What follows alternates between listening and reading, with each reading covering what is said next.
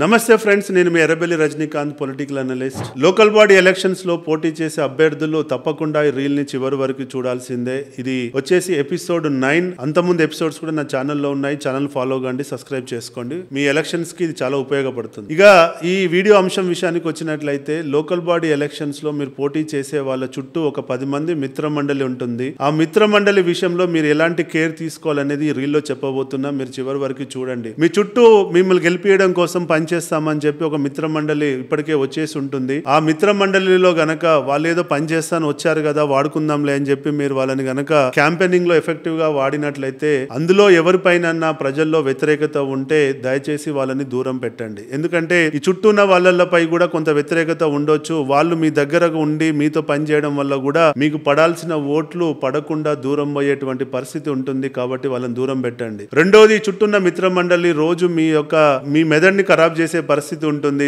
అలా జరుగుతుంది, ఇలా జరుగుతుంది, అక్కడ డబ్బులు పంచి పెడుతున్నారు, ఇక్కడ లిక్కర్ పంచి పెడుతున్నారు, అక్కడ కుల సంఘాలకు డబ్బులు ఇస్తున్నారు, ఇక్కడ ఇది ఇస్తున్నారు, మనం ఇవ్వట్లేదు అని చెప్పి మిమ్మల్ని మ్యానిపులేట్ చేసే పరిస్థితి ఉంటుంది. వాళ్ళు గాబరా పడి మిమ్మల్ని గాబరా పెడితే మీరు ఇబ్బంది పడతారు. కాబట్టి మీరు నిర్ణయాలు మీరే తీసుకోండి. 10 మంది పెద్ద మనుషులతో మాట్లాడి ఆలోచించి నిర్ణయాలు తీసుకోండి. అంతేగాని చుట్టూ ఉన్న 10 మంది చెప్పారు కదా అని తొందరపడి నిర్ణయం తీసుకుంటే మీకు నష్టమే ఎక్కువ జరుగుతుంది. కాబట్టి ఈ మిత్ర మండలిని ఎంతవరకు వాడాలి, ఎంతవరకు వాడొద్దనే విచక్షణతో మీకు మీరు ఆత్మవిమర్శ చేసుకుంటే మీకు లాభం జరుగుతుందని చెప్పడానికి వీడియో చేశాను. చుట్టూ ఉన్నారు కదా, మన వాళ్ళు కదా అనుకుంటే ఆల్వేస్ నాట్ కరెక్ట్. ఓకేనా? మరి తక్కువ ఖర్చుతో ఎలక్షన్ లో గెలిచి నాకు ఫోన్ చేయండి. జై హింద్.